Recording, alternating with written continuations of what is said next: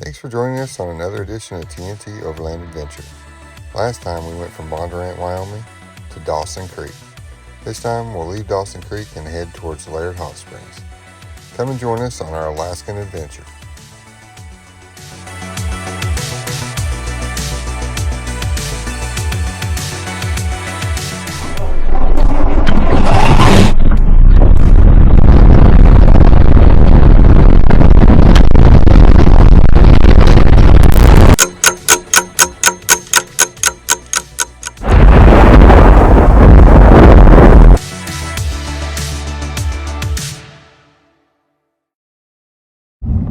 There is milepost 0 right there, Dad. At this spot, in the spring of 1942, at the height of World War II, the U.S. Army engineers began the construction of the overland route to Alaska.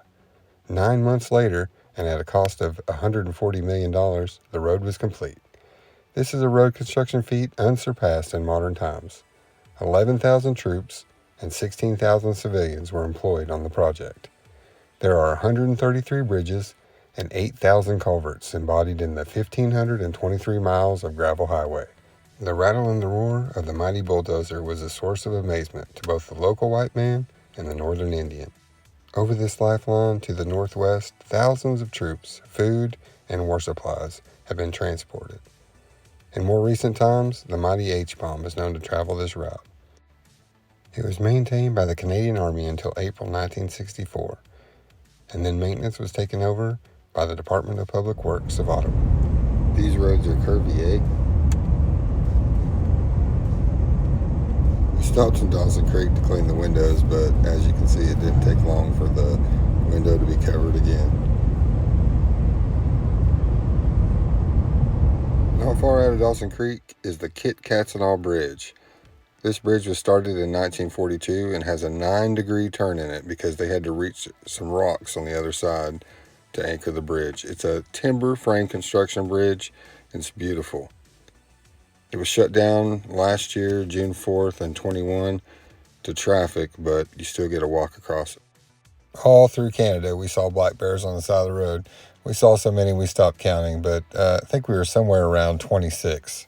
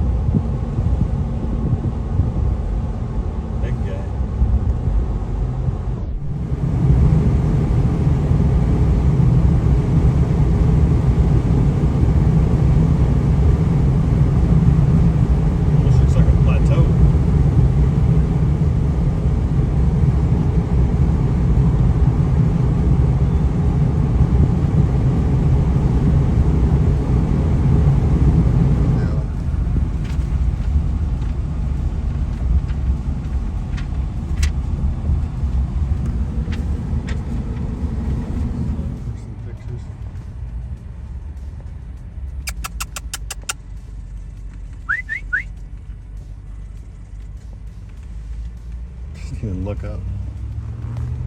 That's a pretty big bear.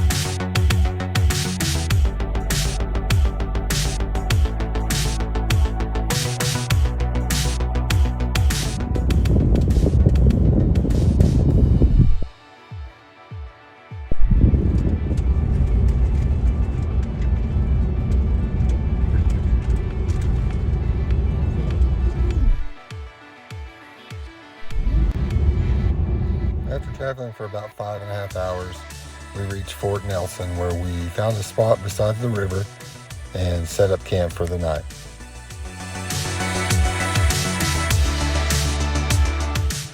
We woke woke up refreshed and ready to go.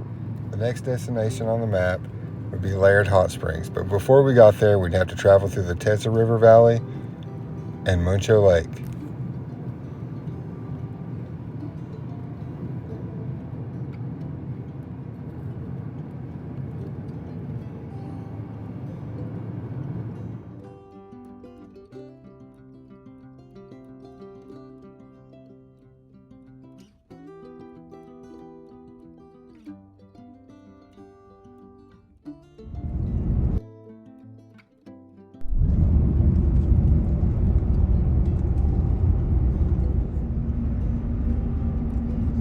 Oh, they're bighorn sheep.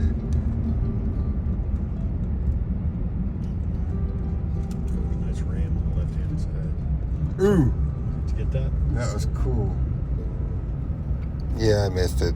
The ram stopped for a moment on top of the barricade. It was pretty cool. I wish I had. That was pretty awesome. Well, he's gonna go in front of you.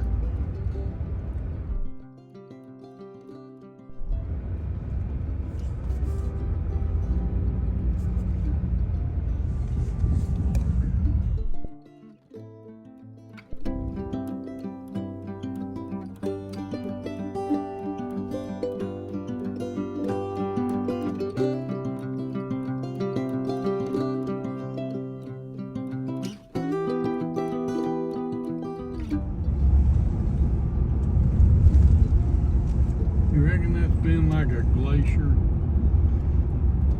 Yeah, I think when spring first happens and the snow is really running, that has water from one side to the other. Probably not. But their winters are really tough right here.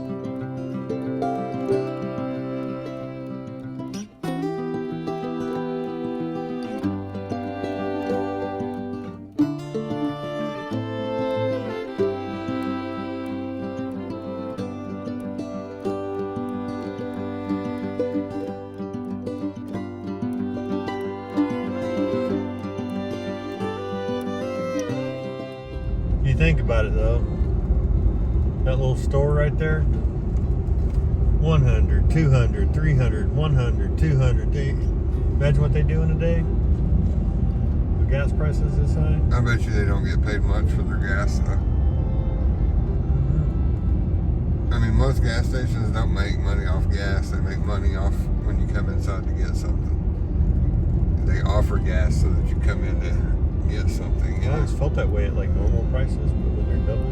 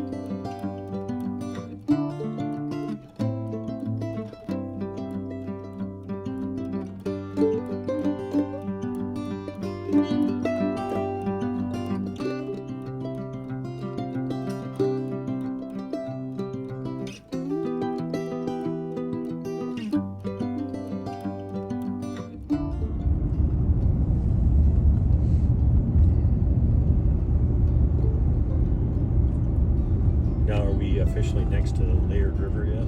Is this it? The Titsa River Lodge and Campground has been serving travelers for over 40 years. The Andrews family, Ben and Gail, are third-generation owners.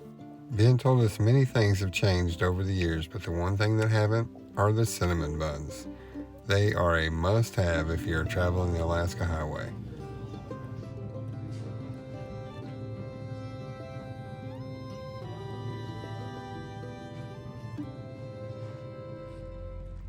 How are they, guys? Very good. Delicious.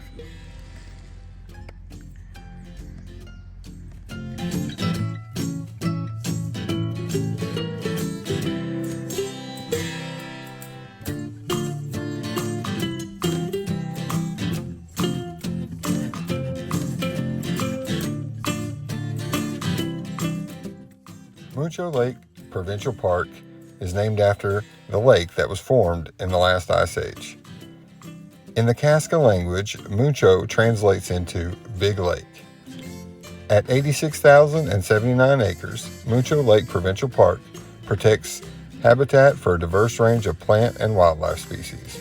For visitors to the area, the breathtaking views of wildlife provide some of the most spectacular and memorable opportunities in the province.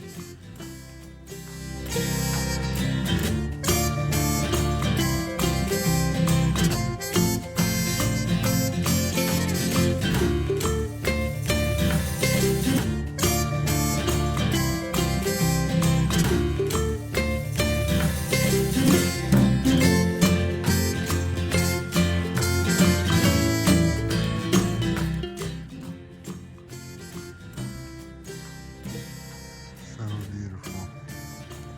A little smoky because of the forest fire that's all down the road, but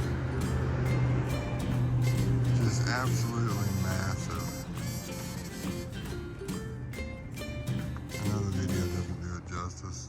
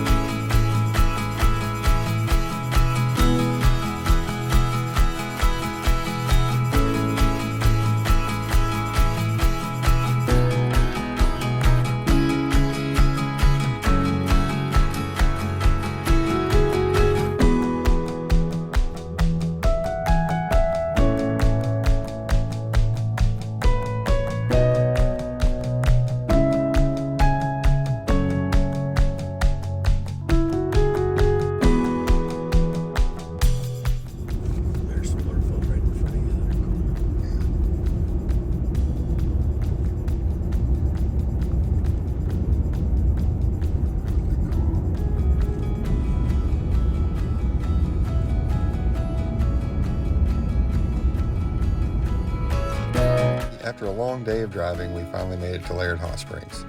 It was the first rain we had seen of the trip, and there wasn't a lot of boondock camping around. The campground was full, but we found a spot across the street. That was good enough to park our camper in for the night.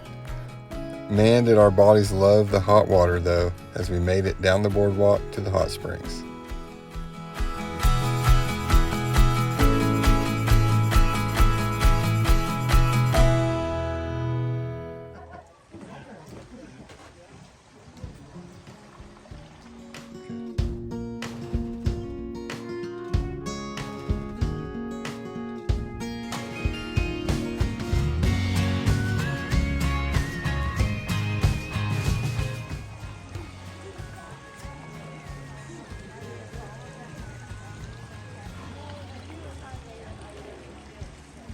On the next episode of TNT Overland Adventure, we'll go from Liard Hotsprings all the way to the Alaskan border. We'll make stops in Watson Lake and the Yukon border. So join us as we continue our adventure on the ALCAN Highway. And remember, get outdoors and have a blast.